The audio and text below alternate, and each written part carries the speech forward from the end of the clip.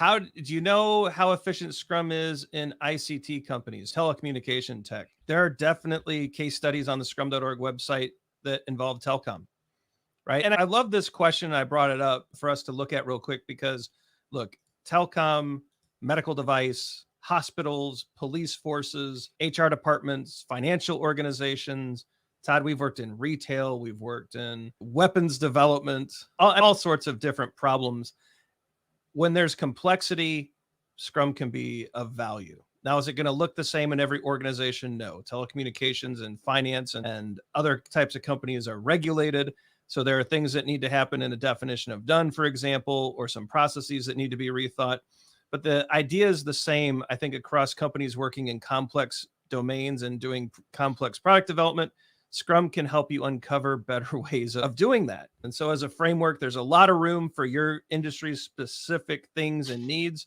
But if it's a complex problem, for our money, Todd and I are always going to invest in a process that brings empirical process control to the forefront. And right now, Scrum is the best method to do that. Yeah, from both a product and a process perspective. And I think Ryan, you always center me around highly regulated environments where shipping isn't always like the easiest, right? So I know you have a lot of experience in that realm.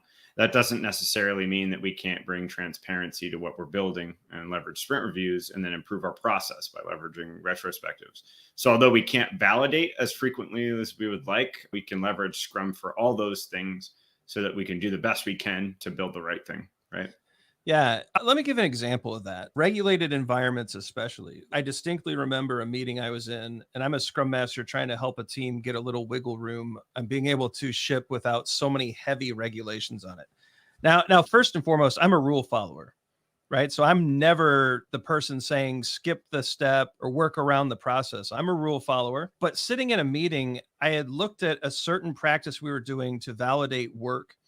And it was very labor intensive. It took a long time to do. And I couldn't find the rule or regulation that the work was tied to. Right. And sitting in a meeting with legal, compliance, HR was in there for other reasons. And the leadership team, I said, look, this process costs this much money. It's taking this much time.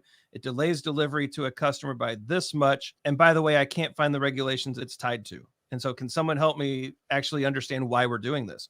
And as it turns out, we were doing it because that's the way it was always done. Legal and compliance could not actually justify the validation type of work we were doing in this one instance. And we dropped it. Were people a little mad at me for pointing out the fact that we were being required to do something that was unnecessary? Yes.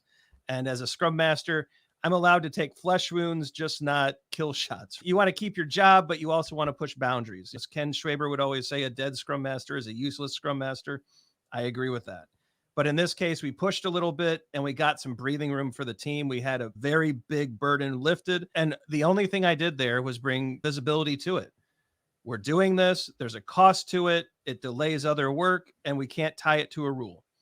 And if they can find the rule, great. And then we try to shorten that process. But I think there's a lot of things in these organizations that we're doing because that's what we've always done. And I think there's a lot of opportunity for a Scrum Master to be a great partner in looking at shedding some light on what we're actually doing. Cool. All right. Great question, Alan. Thanks for being here. We appreciate it.